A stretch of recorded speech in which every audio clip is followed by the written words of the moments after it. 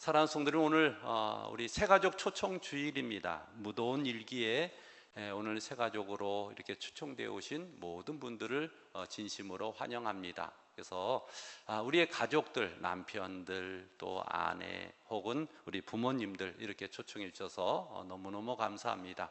오늘도 우리가 하나님 앞에 예배할 때 하나님께서 우리 예배를 흠양하시고 기뻐하시고 축복하심이 넘칠 줄로 믿습니다. 얼마나 더운지 모릅니다. 그런데 어떤 그 부천에 있는 제 친구 목사님 교회는 이제 교회를 거기는 뭐 한 1000여 명 모이는 교회인데 증축을 지금 하고 있는 거예요. 그러다 보니까 있는 교회에다가 트고 뒤에다 이렇게 달아내다 보니까 요즘 어떻게 예배를 드리냐, 에어컨 없이 예배를 드린대요. 야, 그 에어컨 없이 본당에서 예배를 드린다고 생각을 해보세요. 아무튼 뭐 목사님도 그냥 예배 한번 드리고 나면 온 몸이 땀이고 성도들도 빨리 안 끝나나 그러고 야, 에어컨 없이 예배를 드리는 그런 얘기를 들으면서 우리가 조금 더워도 좀 잘 참자 이런 생각을 갖습니다. 오늘도 아침에 새벽 일찍 이제 교회 주일이라 나오는데 그 시간에 택배 가지고 우리 아파트 엘리베이터 타는 청년이 있더라고요. 요즘 바깥에서 일하는 이 택배하는 우리 청년들, 또 더워서 그런지 오후가 되면은 뭐 배달하는 그 오토바이 뭐 이런 자전거 이런 것이 아파트에 너무너무 많이 다니는 것을 보는데 거의 젊은 사람들이 그런 일들에 일하는 것을 볼 수가 있습니다. 야, 참 극한 환경에서 일하는 우리 젊은이들을 보면서 참 이렇게 고생하고 애쓰는 우리 젊은이들에게 우리나라가 좀 더 잘 사는 나라가 되어서 양질의 일자리도 좀 제공하고 또 우리 젊은이들이 희망을 좀 품고 살면 좋겠다 이런 생각을 가졌습니다. 어떤 분이 이렇게 사연을 보낸 것을 봤는데 자기는 젊은 청년의 시절을 살고 있는데 자기가 한 30년만 일찍 태어났으면은 잘 살 수 있었겠다 그런 얘기를 하는 거예요. 한 30년 전만 해도 웬만하면 직장 취직이나 공무원 되는 것이 좀 쉬웠다는 거예요.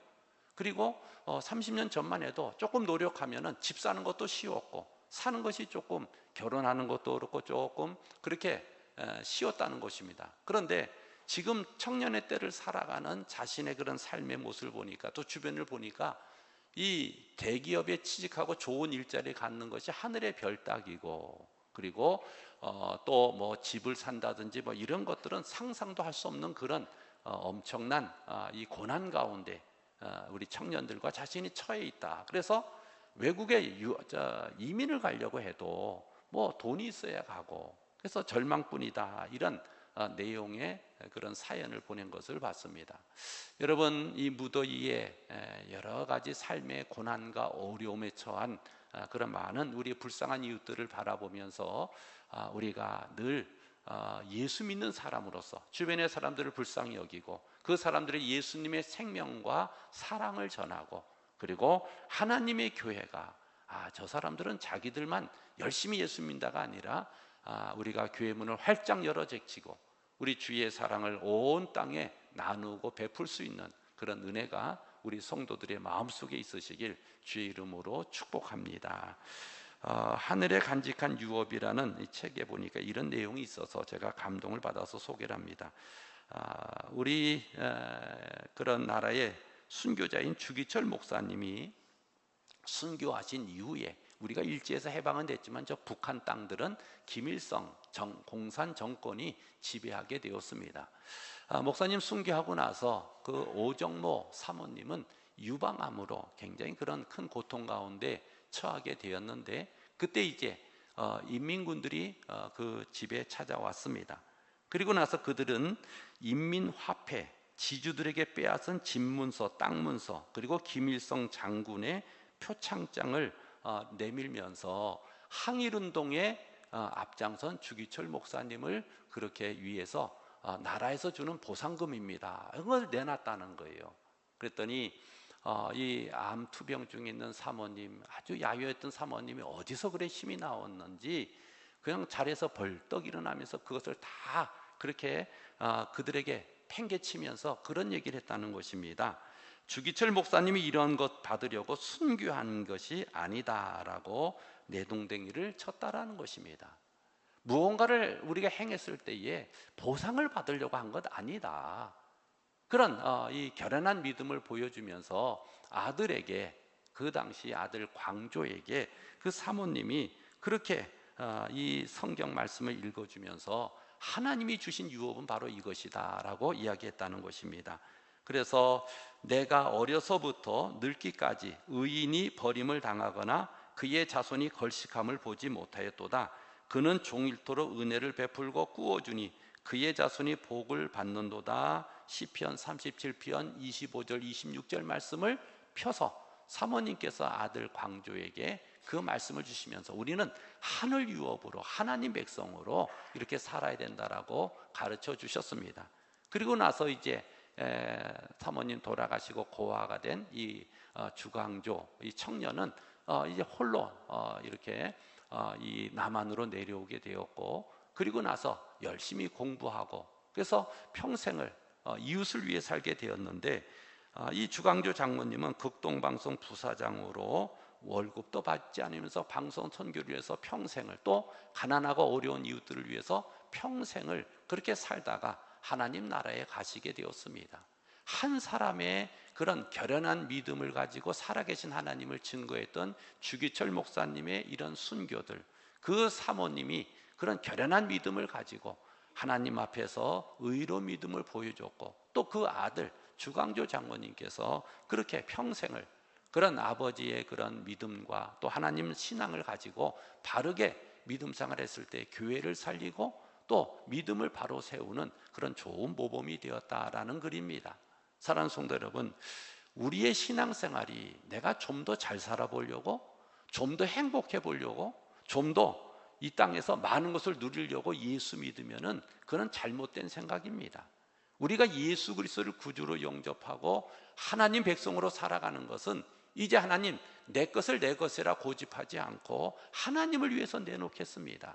하나님을 위해서 내 생명도 드리겠습니다. 하나님을 위해서 무언가 헌신하고 충성할 때 보상과 안위를 바라지 않고 하나님 나라를 위해서 죽기까지 충성하겠습니다. 이런 고백의 각오를 가지고 살아가는 사람들이 바로 믿음의 사람들인 것을 믿으시길 바랍니다. 그래서 늘 우리의 믿음의 삶이 오래되고 연수가 깊어질수록 하나님 사랑, 오직 하나님 사랑, 오직 예수님 사랑으로 충만해서 세상의 여러 가지 물질적인 것을 뛰어넘어서 하나님의 거룩한 나라를 세우고 믿음을 바르게 하는 그런 역사가 우리의 신앙에 있을 때, 그것을 우리 자손들이 본받고 또 우리 다음 세대들이 본받으면서 하나님의 교회가 더욱더 바르고 건강하게 세워갈 줄로 믿습니다.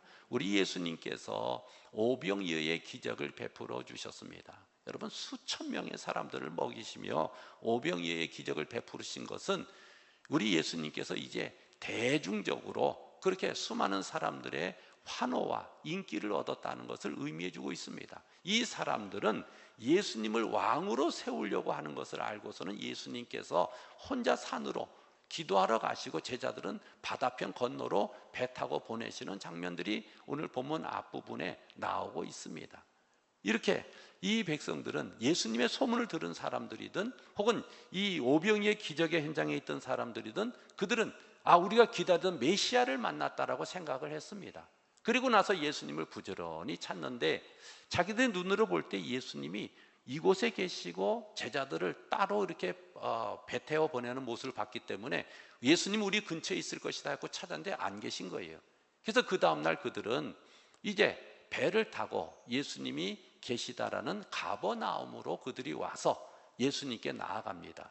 그래서 그들이 예수님을 찾으러 가버나움으로 가서로 오늘 본문은 시작되고 있습니다. 예수님을 찾는 사람들, 열심히 찾는 사람들, 그리고 그들이 우리 예수님을 메시아로 그렇게 만났다 생각을 하고 우리 예수님만 왕 삼으면은 우리의 먹고 사는 문제가 해결될 것이다. 우리가 로마의 속국에 있는데 이 나라가 회복될 것이다. 이런 꿈을 꾸면서 그들이 예수님께 나왔습니다. 그러면서 예수님 만나니까 얼마나 반가운지 몰라요. 가버나움에서 예수님 만난 후에 랍비요, 선생님 언제 여기 오셨습니까? 그렇게 이제 그들이 물을 때에 예수님께서 그들의 마음을 보시고 참 수고하고 애썼다 그러지 않으셨습니다. 너희들이 내게 온 까닭이 뭐냐? 그 이유는 떡 때문에 왔다, 그렇게 지적을 하십니다. 자, 오늘 예수님께서 랍비여 언제 여기 오셨나이까, 이 무리들이 반갑게 예수님께 나올 때에 오늘 26절에 예수님은 이렇게 말씀해 주십니다. 자, 26절 말씀 같이 읽습니다. 예수께서 대답하여 이르시되 내가 진실로 진실로 너희에게 이르노니 너희가 나를 찾는 것은 표적을 본 까닭이 아니요 떡을 먹고 배부른 까닭이로다. 아멘. 자, 너희가 왜 여기까지 나를 찾아왔느냐? 그것은 표적을 보아서 하나님, 그 표적을 주신 하나님을 잘 섬기기 위해서 온 것이 아니라 떡 먹고 배불러서 더 많은 떡을 위해서, 더 많은 그런 육의 양식을 위해서 나를 찾아온 것이다, 그렇게 주님은 말씀해 주시고 있습니다. 이 무리들은 예수님이 이 땅에 오신 것이나 예수님이 행하시는 귀신을 쫓아내고 병자를 고치시고 하나님 말씀을 전파하면서 백성들을 먹이시는 우리 예수님의 사역에 대해서 진정 잘 이해하지 못하는 그런 무리들이었다는 것입니다. 여러분, 이런 것은 이 무리들뿐 아니라 예수님의 가족도 마찬가지였습니다. 마가복음 3장에 보면 예수님이 그렇게 귀신을 쫓아내고 또 병자들을 고치면서 하나님 말씀 전하면서 이리저리 이 동네 저 동네 돌아다닌다는 소문이 들리니까 그 주변의 사람들이 뭐라고 하냐면 예수가 미쳤다, 그래 얘기를 한 거예요. 그런 소문을 듣고 마가복음 3장 21절에 보니까 그런 예수님이 미쳤다고 하는 소문을 듣고 그 어머니와 동생들이 예수님을 붙들러 나오는 장면들이 나오게 됩니다. 그래서 사람들이 많아서 예수님께 가까이 하지 못했을 때에 주변에 모친과 동생들이 찾나이다, 그렇게 얘기를 하는 거예요. 근데 예수님이 어머니 오셨냐고, 우리 동생들 왔냐고 발벗고 나서질 않았습니다. 예수님은 그저 말씀 전하는 주변의 사람들을 보고 여기 둘러앉은 이들이 내 어머니요 내 동생들이다 라고 하면서 하나님의 뜻을 행하는 자들이 내 어머니요 동생들이다, 그렇게 말하고 있습니다. 그러니까 예수님의 어머니도 예수님의 가족인 동생들도 예수님의 사역 초기에 예수님이 하신 일들을 잘 이해하지 못했다라는 것입니다.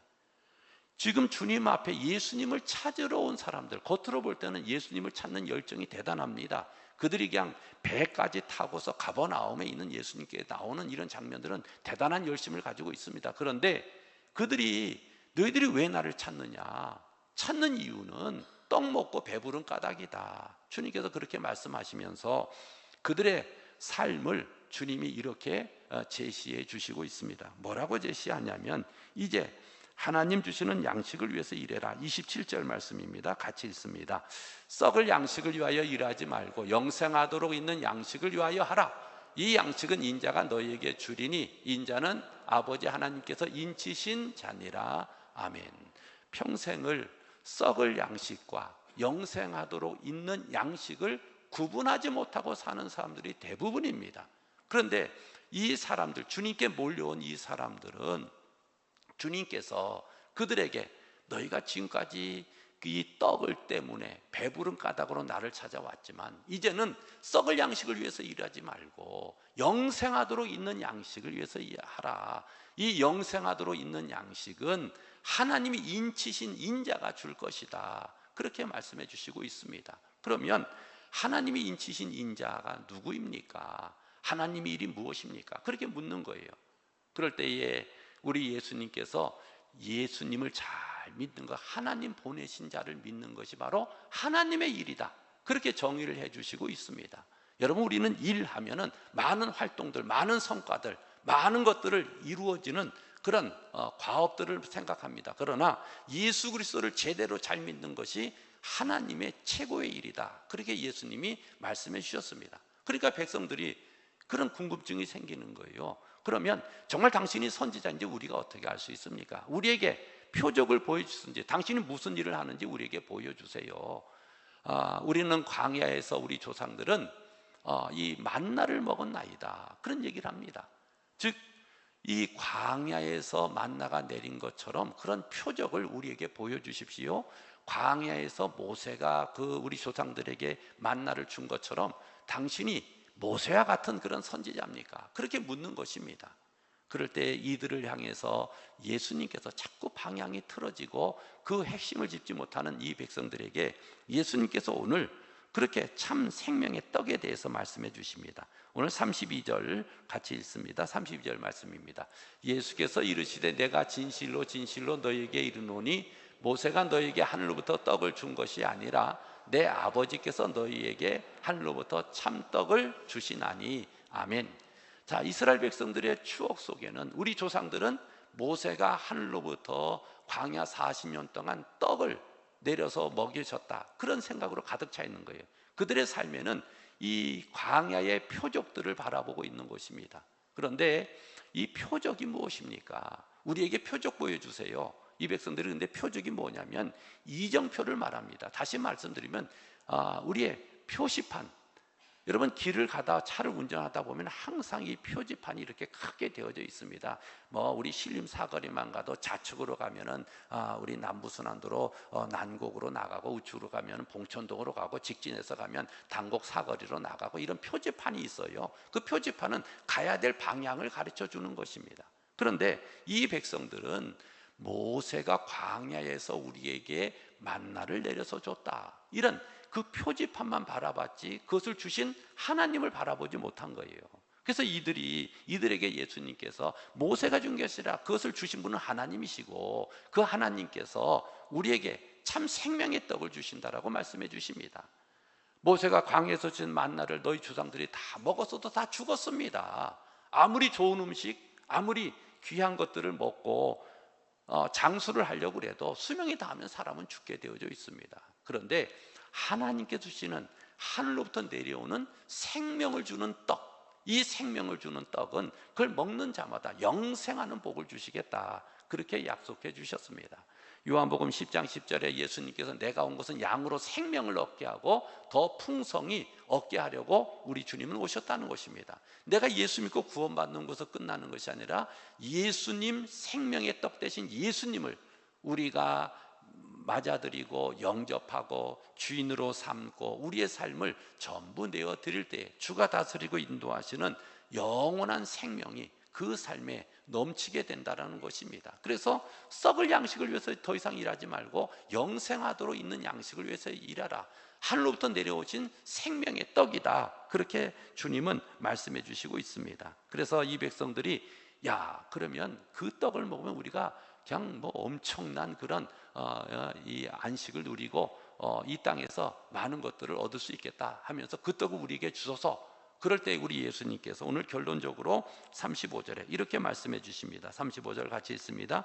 예수께서 이르시되 나는 생명의 떡이니 내게 오는 자는 결코 줄이지 아니할 터이요 나를 믿는 자는 영원히 목마르지 아니하리라. 아멘. 할렐루야. 우리 예수님이 생명의 떡이심을 믿으시길 바랍니다. 이 생명의 떡, 사람이 떡으로만 살 것이 아니요 하나님의 입에서 나오는 모든 말씀으로 사는 것이 바로 신앙인들입니다. 이 생명의 떡, 이 생명의 떡은 내게 오는 자는 줄이지 아니할 것이고 나를 믿는 자는 영원히 목마르지 않게 이 생명의 떡을 통해서 주가 역사하여 주신다는 것입니다. 그러므로 사랑하는 성도 여러분, 예수 그리스도를 우리의 삶의 주인으로 모셔드린다는 것은 우리의 신앙의 삶을 바르게 세우는 것입니다. 그래서 이제 더 이상 내가 내 삶을 주장하는 것이 아니라 주가 인도하시고 주가 이끄시는 대로 내가 세상에서 비록 여러 가지 삶의 불편함과 어려움과 병든과 가난함이 있다 할지라도 예수 그리스도가 우리의 생명의 구주가 되시고 주인 되심으로 인해서 주님 주시는 영원히 목마르지 않고 굶주리지 않는 그런 삶을, 영생의 복을 우리가 하나님으로부터 누릴 수 있다는 것입니다. 여러분, 인생의 실존의 문제가 무엇입니까? 그거는 굶주림과 목마름입니다. 이 굶주림과 목마름을 해결하기 위해서 사람들은 부지런히 밤낮 없이 일하면서 살아가고 있습니다. 그러나 여러분, 일찍 일어나고 늦게 누우며 수고의 떡을 먹음이 하나님께서 지켜주지 아니하시면 파수꾼의 경성함이 허사로다라는 시편의 말씀처럼 예수 그리스도가 우리의 삶의 주인 되시고 예수님이 다스리시고 예수님이 이끄시는 삶을 경험하지 못한다면 여전히 우리는 이 무리들처럼 예수님을 찾되 썩을 양식을 위해서 예수님을 찾는 그런 사람이 될 수밖에 없다라는 것입니다. 여러분, 우리의 세상적인 욕심을 내려놓으시고 그리고 우리의 안위와 우리의 안전을 위해서 예수 믿는 것이 아니라 주님께 우리의 생명을 드리며 주님 가신 그 십자가의 길로 나아가 주의 남은 고난을 그의 몸된 교회를 위해서 내 육체에 채우며 오직 주님을 위해서 살아갈 수 있는 그런 믿음의 결단들, 그리고 주님 주시는 생명의 떡 대신 예수 그리스도가 우리의 삶에 충만하게 임하시고 주님 주인 되셔서 이끄시는 삶으로 날마다 나아가는 그런 삶이 우리 성도들에게 있으시길 바랍니다. 그래서 우리 예수님께서는 정말 주님께 다가온 그 사람들에게 그들의 내면의 삶에 주를 구주로 영접하고 그리고 그들의 삶이 변화되고 새로워지기를 원하시는 그런 장면들을 볼 수가 있습니다. 여러분, 우리가 예수님을 오래 믿고 신앙생활을 오래 하면서 또 설교를 오래 듣다 보면은 많은 사람들이 그 말씀이 다 오래전에 들었던 똑같은 말씀으로 생각을 하면서 귀를 닫아보는 경우가 참 많습니다. 며칠 전에 일본에 사는 우리 제 아내 친구분이 잠깐 집을 이제 우리 사모가 아프다고 그래서 왔다가 이제 집을 방문한 적이 있었습니다. 근데 신앙생활을 참 잘하고 일본 이 도쿄의 이 온누리 교회에서 믿음생활 참 잘하는 그런 분이었습니다. 그런데 그분이 그런 얘기를 하는 거예요. 자기는 성경 공부를 많이 하고 이 성경에 대해서 제대로 공부를 했기 때문에 그 성경에 대해서는 대단히 잘 안다는 것입니다. 그러면서 어떤 본문을 가지고 목사님이 설교하면은 뭐 첫째, 둘째, 셋째가 무엇일 거라 다 깨고 있다라는 거예요. 제 목사로서 되게 놀랐습니다. 저희들도 설교를 평생 해도 그 말씀이 다 새롭고 은혜가 되고 그 말씀을 붙들고 맨날 기도하고 그렇게 하나님 옆에 엎드리는데 성경을 어설프게 배웠는지 어쨌든 성경을 구조적으로 역사적으로 막 배웠다고 하면서 목사님이 설교하면 자기는 어떤 설교가 나올지 다 안다는 거예요. 그러니까 이제 마음문을 딱 닫고 있는 거예요. 그러면서 또 남편이 신앙생활 하는 것도 다 그렇게 나무라고 했다. 그래서 남편이 이제 1시간 반 정도 되는 떨어진 거리에 있는 교회를 이제 도쿄 온누리 교회를 간다는 거예요. 가서 새신자부로 봉사도 하고 영접하고 뭐 그러다 보면은 오후 한 4시 반 정도 이제 집에 온다는 거예요. 그냥 아침 일찍 가서 그렇게 1시간 반 차 타고 가서 교회 예배 드리고 봉사하고 또 새신자들 교제하고 또 순모임들 이렇게 하고 돌아오면은 이제 4시 반 정도 되는 거예요. 그러면은 집에 와서 피곤하다고 절절 맨다는 거예요. 그래서 그 부인되는 저희 집사람 친구가 당신 그러려면 교회 가지 말라고 그랬다는 거예요. 교회 가서 그렇게 열심히 봉사하는 거 좋지만은 집에 와서 당신이 이렇게 절절매고 피곤해서 그 다음날 출근하는 것에 대해서 그렇게 절절매면은 이건 바른 신앙이 아니라고. 제가 얘기는 못했지만 여러분, 그게 바른 신앙이에요. 열심히 교회 가서 봉사하고 그리고 또 몸이 좀 피곤해서 집에 와서 좀 쉬려고 그러면 당신 수고했다고, 참 믿는 생활하고 교회가 예배드리고 그리고 봉사하고 또 그런 구역 모임하고 너무너무 수고했다고, 서로가 믿음의 격려가 있어야 되는데 그러질 않고 그냥 자신이 갖고 있는 성경적인 그런 이 지식적인 것을 가지고 막 다시는 그러려면 교회 가지 말라고 막 그렇게 나무랬다, 뭐 이런 얘기들을 쭉 들으면서 목사로서 저건 아닌데, 그렇지 않아요? 우리가 하나님 잘 믿는 게 중요하지. 좀 때로 봉사하고 때로 애쓰고 해서 집에 와서 좀 피곤하다고 하면 애썼다 그러면서 좀 그렇게 격려하고 위로하면서 신앙의 그런 발전이 있어야 되는데 그러지 못했다라는 그런 얘기를 들으면서 참 저건 아닌데 그런 생각을 가졌습니다. 사랑하는 성도 여러분, 무엇을 위해 삽니까? 우리는 더 많이 먹고 더 많이 쓰고 더 많이 저축하고 무엇을 먹을까, 무엇을 입을까, 무엇을 마실까 달마다 그렇게 골몰하며 살아가고 있습니다. 그런데 여러분, 그것은 다 썩을 양식들이에요. 아무리 좋은 것을 먹어도 우리가 다 죽게 되어져 있습니다. 우리가 하늘 양식, 썩지 아니할 하늘 양식, 참된 양식인 예수 그리스도, 그 주님이 인도하시고 주님이 전부가 되고 우리가 어떠한 희생과 헌신을 했더라도 더 이상 보상과 더 이상 안위를 바라지 않고 죽기까지 충성할 수 있는 그런 믿음의 결단들이 우리 성도들에게 있으시길 축복합니다. 오늘 말씀을 기억하면서 우리 함께 기도할 때 하나님, 우리가 무엇을 위해 살고 있습니까? 예수님을 따르고 예수님을 찾고 나온다 하지만 우리가 썩을 양식을 위해서 일하고 있지는 않습니까? 이제 영생하도록 있는 양식 주 예수님을 제대로 믿고 오직 주님이 다스리시고 인도하시고 또 주 앞에 순종하는 믿음의 삶이 저희들 가운데 펼쳐지게 해 주옵소서. 우리 주 한번 외치고 통성으로 기도하겠습니다. 주여, 하나님 아버지, 하나님의 크신 은혜와 사랑 가운데 저희들이 살아가고 있습니다. 예수 믿고 구원받아 하나님 백성이 되었습니다. 하나님, 오늘도 저희들이 예수님을 찾습니다. 근데 주님, 저희들에게 혹시 너희가 썩을 양식을 위해서 일하는구나 라고 말씀하지는 않습니까? 아버지 하나님, 저희들이 영생하도록 있는 양식을 위해 일하게 하여 주시고 그 양식을 주시는 참 생명의 떡인 하늘로서 내려온 아버지, 세상을 살리는, 세상에 생명을 주는 참떡인 우리 예수 그리스도가 다스리시고 인도하시고 전부가 되시고 존귀한 주님이 아버지 이끌어 가시는 그런 삶이 저희들의 삶에 펼쳐지게 하여 주옵소서. 하나님 아버지, 저희들은 연약합니다. 부족합니다. 그러나 우리의 구주 되신 예수님께서 날마다 저희들의 삶에 아버지 하나님 임재하여 주셔서 주인 되시고 다스리시고 이끌어 가심이 넘치게 하여 주셔서 세상 근심 두려움들 다 내려놓게 하여 주시고 오직 하나님 주시는 풍성한 은혜들 가운데 거하게 하여 주옵소서. 하나님 아버지 믿습니다. 우리 온 성도들 바른 믿음, 우리 내면에 주가 다스리시고 주가 주인 되시는 아버지 주의 성전이 세워지게 하여 주시고 거룩하고 성결한 삶으로 주 앞에 영광 돌리게 하여 주옵소서. 사랑에 풍성하신 하나님 아버지, 감사합니다. 우리가 무엇을 위해서 살아야 합니까? 하나님, 예수님을 열심히 찾아온 자들에게 주님께서는 너희가 썩을 양식을 위해서 일하지 말고 영생하도록 있을 양식을 위해서 일하라고 하시면서 그 주님이 바로 생명의 떡이요 하늘에서 내려온 세상을 살리는 생명을 주는 떡이라고 말씀해 주셨습니다. 우리 예수님이 우리의 삶의 전부가 되게 하여 주시고 주가 다스리고 주가 인도하심으로 저희들의 온 삶이 주의 이름을 존귀하게 높이며 하나님의 영광을 드러내는 거룩한 삶으로 주가 주인 되시고 주가 다스리시고 주가 성전 삼으신 거룩하고 성결한 삶이 우리 성도들에게 넘치게 하여 주옵소서. 예수님 이름으로 기도 올리옵나이다.